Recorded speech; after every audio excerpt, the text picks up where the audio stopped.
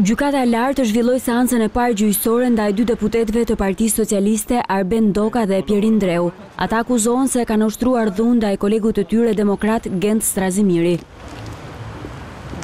Pas kërkesave paraprake dhe leximit të kërkesës për gjykim nga prokurori Adnan Xholi, Kolegji Penal i kryesuar nga gjyqtari Medi Bici vendosi të shtyjë vazhdimin e seancës gjyqësore më 12 janar 2015. Në këtë datë, sipas tokave të zeza, duhet të paraqiten 5 deputetët që ishin të pranishëm në momentin e dhunës dhe 3 efektivet e gardës që larguan të pandehurit Doka dhe Ndreu.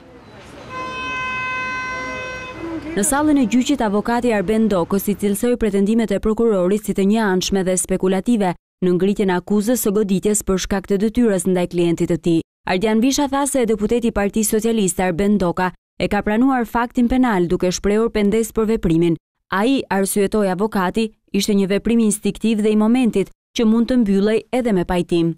Avokati tha se Ndoka që në momentin e hyrjes në politik është përballur me agresion verbal nga opozita, që sipas tij kulmoi me fyerjen dhe ofendimin e Strazimirit në momentin e ballafaqimit të tyre në hollin e parlamentit. Avokati insistoi se Ndoka e ka qelluar Strazimirin pasi ky i fundit e kishte provokuar, fyer e ofenduar dhe në këtë rast nuk mund të akuzohet për goditje për shkak të detyrës, por si një zënk e çastit. Për të provuar këtë, ai kërkoi nga gjykata pyetjen e 10 deputetëve dhe 3 punonjësve të gardës. Për rastin tonë kemi të bëjmë një rrajë të thjeshtë dhe gjithçka tjetër në rëndimin cilësor të akuzës për ne është spekulim. Kaq. Ndërkohë, deputeti tjetër i Partisë Socialiste, Pjerin Dreu, i cili akuzohet për të njëjtën vepër penale, nuk pranoi të flasë pas shtyrjes së seancës nga Kolegji Penal. Por brenda në sallën e gjyqit, Ndreu mohoi se e ka qelluar me shuplak kolegun Strazimiri.